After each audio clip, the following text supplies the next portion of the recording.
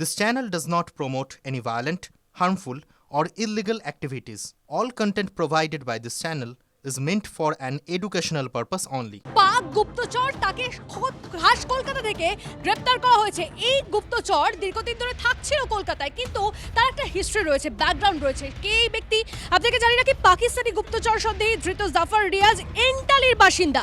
কলকাতায় জুতোর ব্যবসা করতো এই পাক গুপ্তচর। এন্টালির এলাকাতেই দুটি জুতোর কারখানা ছিল এই রিয়াজের। সুজয় আমাদের প্রতিনিধি আমাদের সঙ্গে রয়েছে। সুজয় থেকে বাকি ব্যাকগ্রাউন্ড এবং হিস্ট্রিটা জানবো এই রিয়াজের। সুজয়, এই রিয়াজ কবে থেকে এই এন্টালিতে থাকছিল এবং তার সঙ্গে পাকিস্তানের কি কানেকশন, কতবার যাতায়াত হয়েছে, এখন অবধি কি জানা যাচ্ছে? দেখো, এই গুপ্তচরের জন্ম কলকাতাতেই 1977 সালে জন্ম, এবং সেই সময় থেকে সে বেনিয়াপুকুর এলাকায় থাকতো ভাড়া নিয়ে, এবং পরবর্তীতে সেখানে একটি বাড়ি করেছিল। এবং তার জুতোর ব্যবসা ছিল, যেটা 2012 সালে জুতোর ব্যবসা ব্যাপক আর্থিক ক্ষতির মুখে পড়ে। এবং তার আগে 2005-এ পাকিস্তানের নাগরিক রাবিয়া জাফরের সঙ্গে তার বিয়ে হয়েছিল।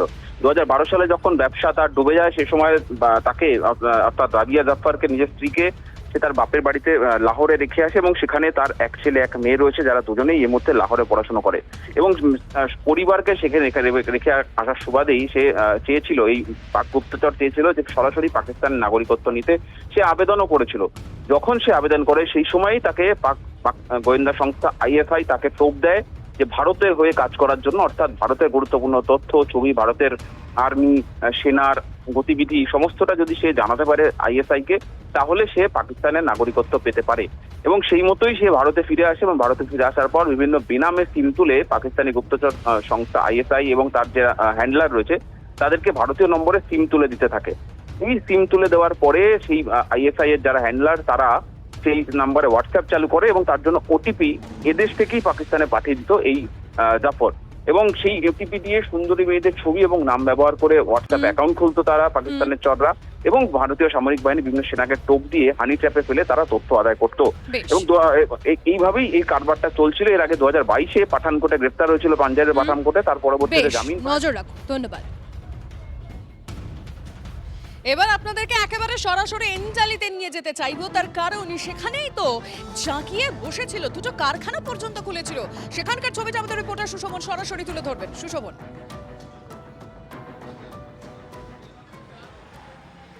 দেখো, সেখানকার যারা স্থানীয়রা তারা কিন্তু একটা কথা বলছেন যে এই জাফর রিয়াজ বহু বছর আগে সেখান থেকে চলে গেছে।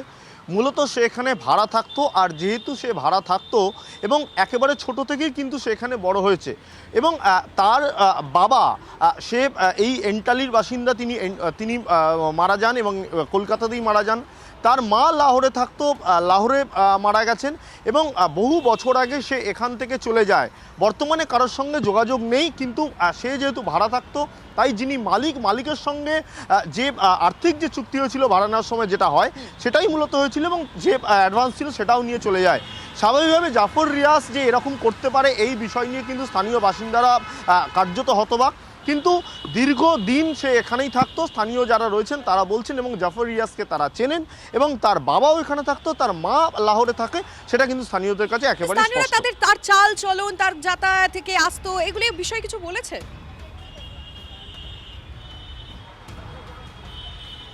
দেখো, স্থানীয়রা সেরকম কিছুই তাকে থেকে বুঝতে পায়নি, তার কারণ বহু বছর আগে জাফর মূলত যাতায়াত করত, এবং কি কাজ করতো জানা ছিল না, এবং বিয়ে হয়েছিল বলে তারা জানে। এবং তারপর যেহেতু সে 2012 সালে কলকাতা ছেড়ে চলে যায়, তাই স্বাভাবিকভাবে তার যে বারবার যাতায়াত ছিল, এবং এই যাতায়াতটা এখানে যে সবসময় ছিল এরকম নয়।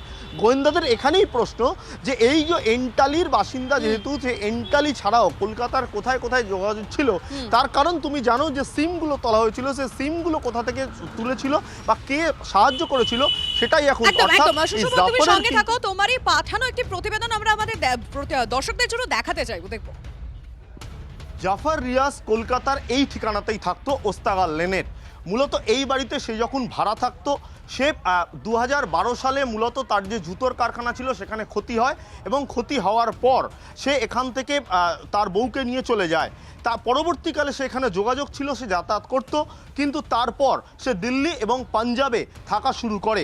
যদিও একেবারে জানা যাচ্ছে যে এই ব্যক্তি তার বাবা এখানেই মারা গেছেন, তার মা মূলত লাহোরে থাকতেন, অর্থাৎ লাহোর থেকে কলকাতায় সরাসরি এই জাফরের যোগাযোগ ছিল। এমনকি এখানে কোথায় কোথায় কাদের সঙ্গে যোগাযোগ ছিল, কিভাবে সিম তুলতো সেটা জানার চেষ্টা করছে গোয়েন্দারা। ক্যামেরায় সুমিতের সঙ্গে সুশোভন, টিভি9 বাংলা। ঠিক যেভাবে আমাদের সহকর্মীরা আপনাদের সামনে তুলে ধরছে যে এই জাফর রিয়াজ যে শুধুমাত্র নিজে এই কাজ করতো তা নয়, তার সঙ্গে পাকচর নিয়োগও করতো, এমনকি পাকিস্তানের এক গোয়েন্দা অফিসারকে সেই পাকচর নিয়োগ করতে সাহায্য করেছিলেন জাফর রিয়াজ। তদন্তে এমনই চাঞ্চল্যকর তথ্য উঠে আসছে এনআইএ এর হাতে। সায়ন্ত রয়েছেন আমাদের সঙ্গে, আমি একবার সায়ন্তর কাছে চলে যাবো। সায়ন্ত, এই যে শুধুমাত্র যে নিজে তথ্য পাচার করতো তা নয়, পাকিস্তানের গোয়েন্দা অফিসারদেরকে সাহায্যও করেছিল জাফর রিয়াজ আরও পাকচর সেখানে মোতায়েন করতে বা সেখানে তাদেরকে ডিপ্লয় করতে। কিভাবে, কোন কোন সূত্র মারফত এই তথ্য উঠে আসছে এনআইএ এর হাতে? দেখো, এনআইএ সূত্রে যেটা জানা যাচ্ছে, এই জাফর রিয়াজ যখন কলকাতায় ছিল এবং কলকাতার পরে দিল্লি এবং দিল্লি ছাড়াও বেশ কয়েকটি মেট্রোপলিটন শহরে সে কিন্তু নিজের আস্তানা গড়েছিল এবং সেখানে নিজের মাধ্যমে নিজের সোর্স বানিয়েছিল, চর তৈরি করছিল এবং পাক গোয়েন্দা যারা রয়েছে তাদের সঙ্গে এই জঙ্গিদের যে নেটওয়ার্ক ব্যবহার করা হয়, যে সিম ব্যবহার করা, যে নেটওয়ার্ক সিস্টেম ব্যবহার করে তার মাধ্যমে যোগাযোগ করতে চর তৈরি করা হচ্ছিল। এবং তার যেটা জানাচ্ছে এনআইএ সূত্রে, তার একটি ঘাঁটি ছিল, সেই ঘাঁটিতে যারা মূলত চর তৈরি হতো তাদেরকে আগে থেকে এসে ব্রেন ওয়াশ করার কাজ করতো এই জাফর রিয়াজ। অর্থাৎ সে কিন্তু যথেষ্ট দক্ষ ছিল বলে এনআইএ সূত্রে জানা যাচ্ছে। এবং মতিরাম জাট নামে একজনের সঙ্গে এই পাক গোয়েন্দা কথাও বলতো রিয়াজের সিম ব্যবহার করে। অর্থাৎ সব মিলিয়ে দেখা যাচ্ছে গোটা চক্র কিন্তু এক দুদিনের নয়, বেশ কয়েক বছর ধরে তৈরি করা হয়েছিল। এবং যেটা জানাচ্ছে এনআইএ সূত্রে এটাও যে দিল্লির হেডকোয়ার্টার সেনা সদর দপ্তর, যার বিরুদ্ধে দেশের নিরাপত্তা সংক্রান্ত গোপন নথি পাচারের অভিযোগ রয়েছে। একদমই সেই মতিরাম জাট, যার বিরুদ্ধে একাধিক সরকারি নথি, দেশের আভ্যন্তরীণ নিরাপত্তার সংক্রান্ত নথি পাচারের অভিযোগ রয়েছে।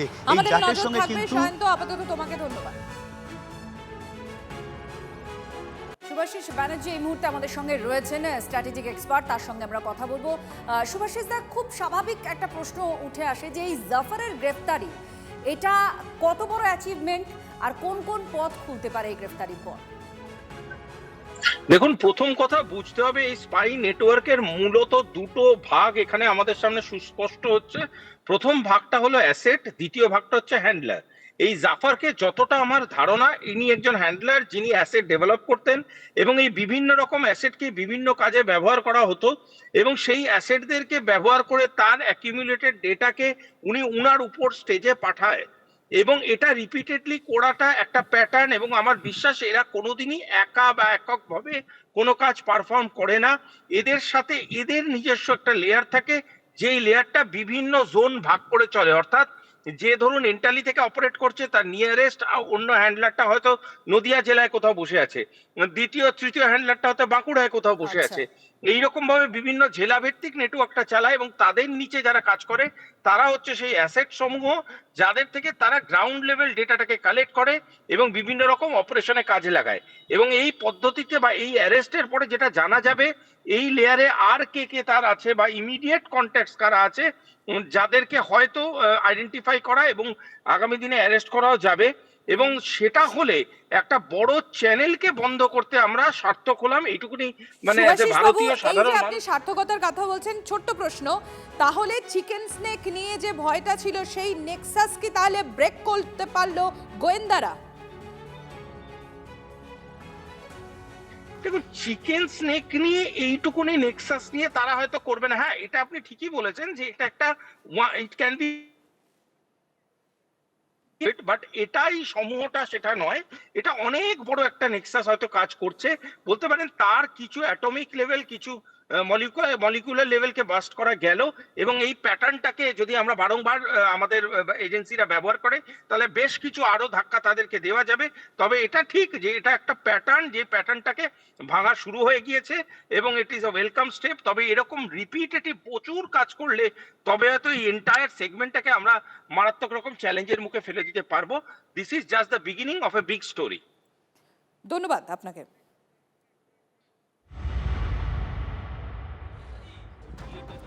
এখন অব্দি তথ্য মারফত জানা যাচ্ছে যে জাফরের পিছনে রয়েছে আইএসআই কিভাবে তাকে ব্যবহার করতো, আইএসআই তার মাধ্যমেই যেমনটা জানা যাচ্ছে হানি ট্র্যাপ তৈরি করেছিল। তন্ময় প্রামাণিক আমাদের সহকর্মী আমাদের সঙ্গে রয়েছে। তন্ময়, এই জাফরকে আইএসআই ঠিক কিভাবে ব্যবহার করছিল? দেখো, এখানে নতুনত্ব যেটা হচ্ছে সেটা হচ্ছে এই জাফর এখানে ইন্ডিয়ান সিম কার্ড তুলতো মোবাইলে। সেই সিম কার্ডে পাকিস্তান থেকে আইএসআইয়ের যারা চর রয়েছেন, যারা অফিসার রয়েছেন, তারা হোয়াটসঅ্যাপ হচ্ছে যে সেখানে সেই নাম্বার থেকে হোয়াটসঅ্যাপ তারা অ্যাকাউন্ট তৈরি করতেন এবং জাফর এখান থেকে তাদেরকে যে ওটিপি সেটা পাঠিয়ে দিতেন। তার ফলে পাকিস্তান থেকে হোয়াটসঅ্যাপ অপারেট করা হচ্ছে, কিন্তু সেটি ভারতীয় সিম কার্ডের হোয়াটসঅ্যাপ, এবং সেখান থেকেই বিভিন্ন মহিলার ছবি দিয়ে মহিলার অ্যাকাউন্ট খুলে তারা বিভিন্ন সরকারি যারা আধিকারিক রয়েছেন বা সেনাবাহিনীর যারা নানান কর্তা রয়েছেন তাদেরকে হানি ট্র্যাপে ফেলতেন এবং সেখান থেকেই তথ্য সংগ্রহ করতেন। ফলে ভারতীয় সিম কার্ড, ভারতীয় হোয়াটসঅ্যাপ সেটা বুঝতে পারা যেত না, ধরতে অনেক সময় লেগেছে। ফলে এই নতুনত্ব কিন্তু জাফরের মাধ্যমে আইএসআই ইউজ করেছে। এখানে নতুনত্ব, এবং এখান থেকেই ভারতীয় সেনাবাহিনী বা ভারতের যে গুপ্তচর সংস্থা রয়েছে বা ভারতের যারা গোয়েন্দা রয়েছেন তারা কিন্তু ভয় পাচ্ছেন যে আরও অনেক এই ধরনের হানি ট্র্যাপ ভারতীয় সিম কার্ড ইউজ করে ব্যবহার করা হয়েছে কিনা। জাফরকে ধরি সেখান থেকে তারা সেই সিদ্ধান্তে আসতে পারবেন। বেশ, ধন্যবাদ তন্ময়।